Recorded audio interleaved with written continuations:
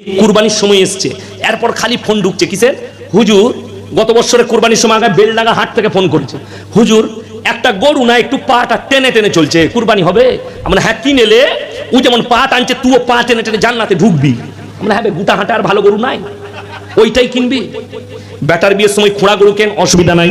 Better বিয়ের সময় কানা গরু দে, অসুবিধা নাই। বিটির বিয়ের সময় কান কাটা দে, কোনো অসুবিধা নাই। খালি কুরবানির সময় ন্যাচটা একটু টেনা পাটা একটু বেকা, মানে মালটা কমে হচ্ছে। যদি একবার হুজুর পড়ে দেয় চলে যাবে, মালটাকে চালিয়ে দেবো, এই তো ধান্দা। তা তোমার কুরবানি কি করে কবুল হবে? কুরবানির সময় এসছে, এরপর খালি ফোন ঢুকছে কিসের?